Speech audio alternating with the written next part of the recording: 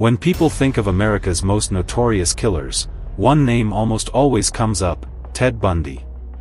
Handsome, charming, intelligent, and a ruthless predator.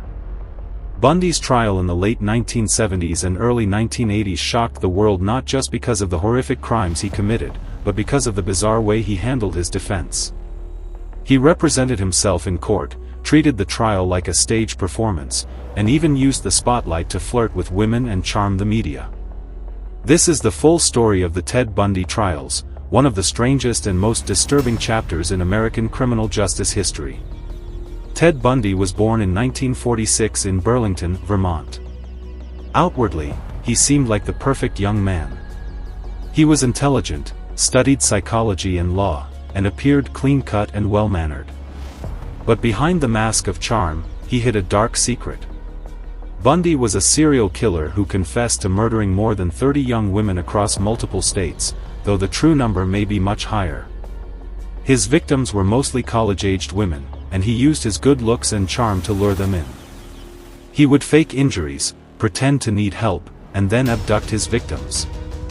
Once in his control, he committed acts of violence that shocked even the most hardened investigators.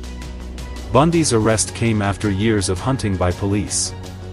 In 1975, he was first arrested in Utah after being pulled over by police, who found suspicious items in his car: handcuffs, rope, and a ski mask. Over time, investigators began to connect him to multiple disappearances. But Bundy was slippery. He escaped custody not once, but twice.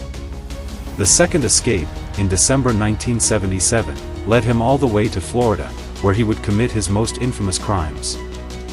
On January 15, 1978, Bundy broke into the Chi Omega sorority house at Florida State University in Tallahassee. In a brutal attack, he killed 2 young women, Margaret Bowman and Lisa Levy, and severely injured 2 others. Just weeks later, he abducted and murdered 12-year-old Kimberly Leach. These crimes shocked Florida and set the stage for Bundy's final trials. Bundy was arrested in February 1978 after a traffic stop revealed he was driving a stolen car.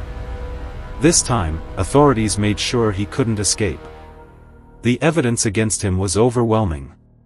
Witnesses had seen him near the crime scenes, and forensic evidence tied him directly to the Chi Omega murders.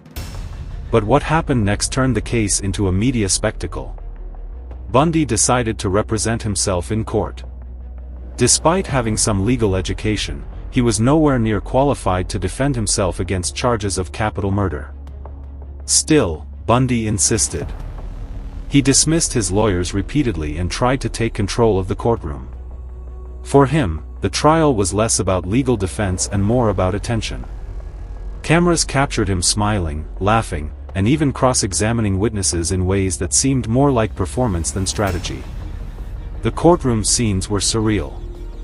Bundy would smirk at the jury, crack jokes, and even wink at reporters. At one point, during the penalty phase of his trial, he used the courtroom itself as a stage for a marriage proposal.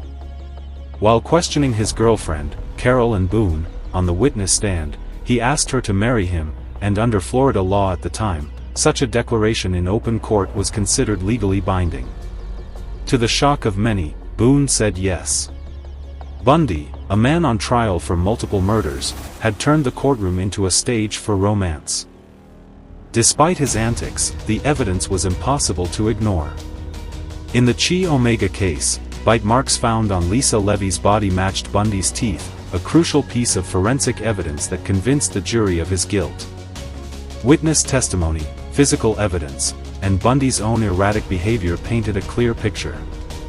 On July 24, 1979, Ted Bundy was found guilty of the Chi Omega murders and sentenced to death. But that wasn't the end.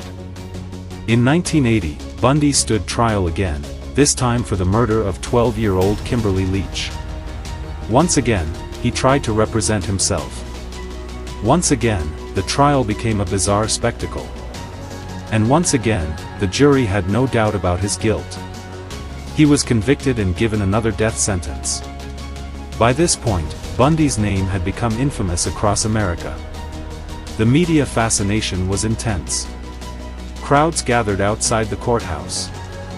Young women even showed up to watch the trial, some claiming they were attracted to him despite the horrific charges. Psychologists later described this as hybristophilia, an attraction to criminals, which Bundy seemed to exploit. Over the next decade, Bundy sat on death row in Florida, filing appeals and trying to delay his execution. In the final years, he began confessing to more and more murders, hoping to trade information for more time. He described details of abductions and killings with chilling precision, admitting that his actual victim count was likely far higher than the official number. On January 24, 1989, Ted Bundy was executed in the electric chair at Florida State Prison. Outside the prison, a crowd of hundreds gathered. Some cheered, some held signs saying, "Burn Bundy burn," and vendors even sold t-shirts. For many, his execution marked the end of one of the darkest chapters in American crime history. The Ted Bundy trials were unlike anything the public had seen before. They revealed not only the depths of Bundy's crimes but also his manipulative, narcissistic personality. His decision to represent himself showed his arrogance.